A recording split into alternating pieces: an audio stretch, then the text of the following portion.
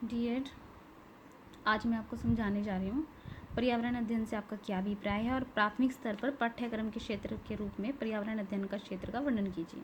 तो आप इस क्वेश्चन को किस तरीके से अटेम्प्ट करोगे, किस तरीके से लिख के आओगे। एक छोटा सा मैंने प्रारूप आपके लिए बनाया है नोट्स के रूप में, तो आप इसी नोट्स से मैं आपको समझा रही हूँ। तो पर्यावरण अध्ययन का मतलब क्या है? पर्यावरण अध्ययन मीन्स उस विषय के अध्ययन से होता है जिसके अंतर्गत जो विद्यार्थी हैं अपने बाहर की और अंदर के परिवेश जिसमें वो रह रहे हैं और रहने के साथ साथ उसमें क्या ज्ञान है, क्या विज्ञान है, उसकी शिक्षा दी जाती है। तो क्या कह सकते हैं, पर्यावरण अध्ययन के अंदर किसी विद्यार्थियों को क्या सिखाया जाता है, उनके बाहर के और अंदर के परिवेश और ज्ञान विज्ञान की शिक्षा दी जाती है। पर्यावरण दो शब्दों से मिलकर बना है। दो शब्द कौन से? परि जमा आवरण। परि का मतलब क्या होता है? चारों ओर। आवरण का मतलब घेरे हुए। तो इस प्रकार पर्यावरण का क्या मतलब हुआ? जो हमें चारों ओर से घेरे हुए है, अर्थात जो हमारे चारों ओर का जो परिवेश है उसको हम क्या कहते हैं? पर्यावरण। और उसका अध्ययन क्या कहलाता है? पर्यावरण अध्ययन। हॉलन के अनुसार पर्यावरण एक ऐसा शब्द है जो सभी बाह्य शक्तियों, प्रभावों और दशाओं का कुल मिलाकर वर्णन करता है। यानी कि हमारे बाहर किस प्रकार की शक्ति, किस प्रकार की कौन कौन सी गैसेस प्रेजेंट है, कौन से जीव प्रेजेंट है, उनके हमारे ऊपर क्या प्रभाव पड़ रहा है। कार्बन डाइऑक्साइड बढ़ रही है, किसी गैस की मात्रा बढ़ रही है, या किसी भी जीवों की संख्या बढ़ रही है, या फिर मनुष्य का जो इंटरफेरेंस है पर्यावरण में ज़्यादा हो रहा है तो उससे क्या प्रभाव हो रहा है, किसी भी प्राणी की क्या स्थिति है, उसका वर्णन क्या कहलाता है? पर्यावरण। ये जीवित प्राणियों के जीवन, उनकी प्रकृति, उनके व्यवहार, विकास, उन्नति और उनकी परिपक्वता को प्रभावित करता है। बिल्कुल प्रभावित करता है कि किस परिवेश में हम रह रहे हैं, हम कैसा ज्ञान ले रहे हैं, वहाँ की प्रकृति कैसी है, प्रकृति के अकॉर्डिंग हमारा व्यवहार कैसा है, जो हमें ज्ञान आया उससे हमारा क्या विकास हो रहा है, क्या उन्नति हो रही है, हमारे अंदर क्या मैच्योरिटी आ रही है। इन सब को प्रभावित करता है हमारे आसपास का परिवेश, और इसी परिवेश को हम क्या कहते हैं? पर्यावरण। और इसी का अध्ययन हम किसके अंतर्गत करते हैं? पर्यावरण अध्ययन के अंतर्गत। यही आपका 6 पेपर है। पर्यावरण के प्रकार। पर्यावरण आमतौर से 2 प्रकार का होता है। नंबर 1 प्राकृतिक, इसको हम भौतिक पर्यावरण भी कहते हैं। दूसरा होता है सामाजिक। प्राकृतिक पर्यावरण में क्या आता है? इसके अंदर आता है वे सभी तत्व शामिल होते हैं जो हमारे चारों ओर से हमें घिरे हुए हैं, जिसका हमारे शारीरिक, हमारे मानसिक रूप को, स्वास्थ्य को प्रभावित करता है। जैसे हमारे चारों ओर क्या है? वायु है, जल है, भूमि, खदान, जानवर, पर्वत, पक्षी, सारे किसके अंदर आते हैं? सारे हमारे भौतिक पर्यावरण के अंदर आते हैं। ठीक है। और भौतिक पर्यावरण को भी हम 2 भागों के अंदर विभाजित कर देते हैं, जैविकीय और अजैविकीय। जैविकीय, जैव यानी कि जीव, जीव यानी कि हम सजीव की बात करते हैं।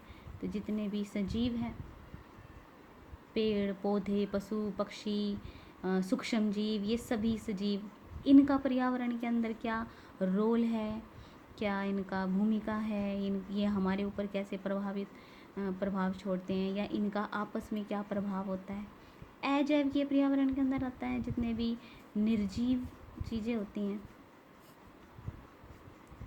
ठीक है।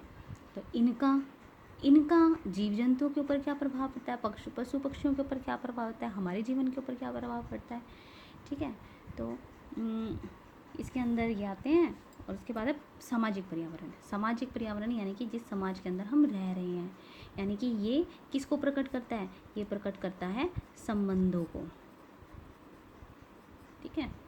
संबंधों को प्रकट करता है। मानवों में मध्यम सामाजिक, आर्थिक, राजनीतिक संबंध सामाजिक पर्यावरण के अंतर्गत आते हैं। अब संबंध की बात करते हैं तो संबंध तो माता पिता में भी होते हैं। माता पिता, पिता पुत्र, पिता पुत्री, सास बहू। ठीक है। ये तो हमारी परिवार हो गया एक। ठीक है। परिवार के बाद हमारे क्या आता है? समाज आता है। समाज के अंदर क्या आ जाते हैं? हमारे मित्र आ जाते हैं, हमारे मित्र आ जाते हैं। ठीक है। पड़ोसी राज्य आ जाते हैं, पड़ोसी आ जाते हैं, पड़ोसी राज्य आ जाते हैं, हमारा राष्ट्र है।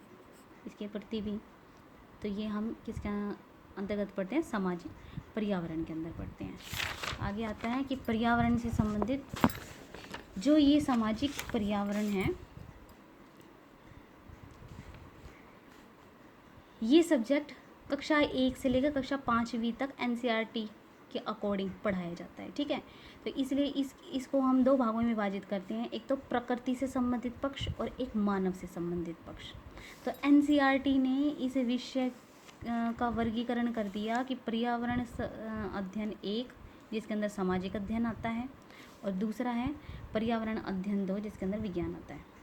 सामाजिक अध्ययन के अंदर क्या पढ़ते हैं हम, नागरिक शास्त्र, इतिहास, भूगोल और समाजशास्त्र। ठीक है, ये 3rd क्लास से लेके 5th क्लास तक के बच्चों के लिए पढ़ाया जाता है, सामाजिक अध्ययन और विज्ञान। पहली कक्षा और दूसरी कक्षा 1st and 2nd, इसमें सिर्फ पर्यावरण से संबंधित जानकारी ही पढ़ाई जाती है बच्चों को। लेकिन जब बच्चा एक 3rd क्लास में आ जाता है, 3rd से लेके 5th तक, इसी पर्यावरण अध्ययन के विषय को हम दो भागों में बांट देते हैं, पर्यावरण अध्ययन 1 और पर्यावरण अध्ययन 2। ठीक है, पर्यावरण अध्ययन के अंदर सामाजिक अध्ययन, ठीक है, इसके अंदर हम ये पढ़ते हैं, और विज्ञान के अंदर प्राकृतिक विज्ञान से संबंधित जितनी चीज़ें होती हैं इनको हम पढ़ते हैं। सेकंड पार्ट मैंने क्या बोला था कि प्राथमिक स्तर पर सामाजिक अध्ययन के पाठ्यक्रम का क्षेत्र बताइए। तो पाठ्यक्रम का क्षेत्र बहुत सम्मिलित किया गया है इसके अंदर। सबसे पहले क्या, आधारभूत आवश्यकताओं से संबंधित सामग्री, पारिवारिक वातावरण से संबंधित सामग्री, सांस्कृतिक परिवेश से संबंधित सामग्री, सामाजिक परिवेश से संबंधित सामग्री, आर्थिक वातावरण से संबंधित सामग्री, इतिहास से संबंधित सामग्री, भौतिक परिवेश से, विश्व से और राजनीतिक वातावरण से। ये सब किसके अंतर्गत आते हैं, ये सब आते हैं आपके सामाजिक अध्ययन के अंतर्गत। ठीक है, और दूसरा क्या है, विज्ञान के पाठ्यक्रम का क्षेत्र बताइए। विज्ञान के पाठ्यक्रम के क्षेत्र के अंतर्गत निम्नलिखित प्रकार की पाठ्य सामग्री को सम्मिलित किया गया। क्या विज्ञान के अंदर हम क्या क्या पढ़ रहे हैं, विज्ञान के अंदर हम पढ़ रहे हैं हमारा घर तथा पड़ोस, हमारा शरीर, स्वास्थ्य, ब्रह्मांड, सुरक्षा और प्राथमिक सहायता, पदार्थ और उसके गुण, जलवायु तथा मौसम, सजीव तथा निर्जीव वस्तुएं। ये सब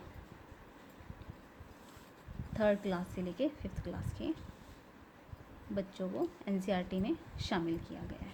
ठीक है, इस क्वेश्चन को, जैसे आपका क्वेश्चन ये पेपर में आता है, इम्पोर्टेंट क्वेश्चन है, तो अगर आपका पेपर में आता है तो इस तरीके से आपको ये नोट्स बनाने हैं। ठीक है, साफ हैंड राइटिंग में, और ये इम्पोर्टेंट टॉपिक्स को डिस्कस करना है। ठीक है, और इससे रिलेटेड कोई भी क्यूरी हो आप मुझे फ़ोन कर सकते हो। ठीक है, या व्हाट्सएप मैसेज कर सकते हो, मोस्ट प्रेफरेंस। Thank you.